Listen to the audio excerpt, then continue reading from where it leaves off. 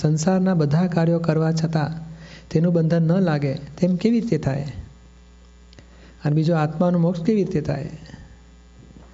હવે આત્માનું બંધન કેવી રીતે થયું છે? કર્મોથી. હે? કર્મો.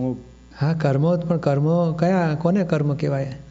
આ ખાઈએ છીએ કર્મ છે કે નોકરી કરીએ એ કર્મ છે? કે લગ્ન કર્યા એ કર્મ, છોકરાને ભણાવીએ તે કર્મ, કે સવાર પૂજા પાઠ કરીએ એ કર્મ? આપણે સમજવા માટે વાતો કરીએ છીએ.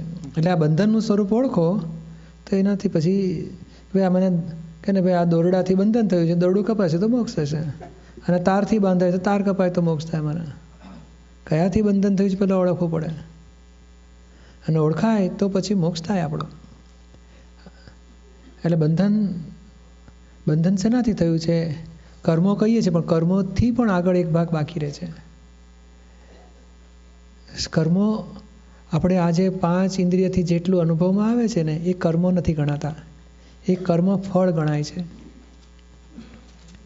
કર્મ બહુ સૂક્ષ્મ વસ્તુ છે. કર્મની શરૂઆત અજ્ઞાનતાથી થાય છે. તમે કહો કે હું જિજ્ઞેશ છું, પણ જિજ્ઞેશ તો તમને ઓળખવા માટેનું નામ છે. તમે પોતે કોણ આમાં? તો કે આપણે પોતાની સેલ્ફનું રિયલાઇઝેશન કર્યું નથી, તેથી આપણે માનીએ કે હું જિજ્ઞેશ છું. એ આરોપિત ભાવ છે. અને હું જિજ્ઞેશ છું માનીને જે કાર્યો કરીએ તેનાથી કર્મ બંધાય છે. એટલે અજ્ઞાનતાથી કર્મ બંધાય છે, સ્વરૂપની અજ્ઞાનતાથી.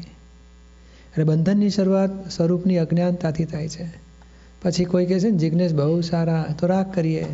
માણસ જ જવાબ કહે છે તો દ્વેષ થઈ જાય એની પર.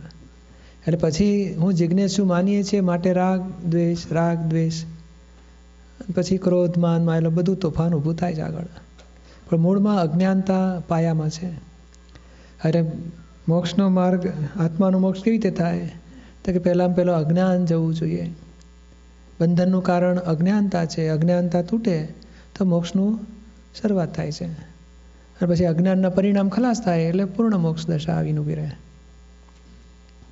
એટલે આત્મા સ્વભાવથી મોક્ષ સ્વરૂપ છે. આ વિભાવથી બંધન શરૂ થયું છે.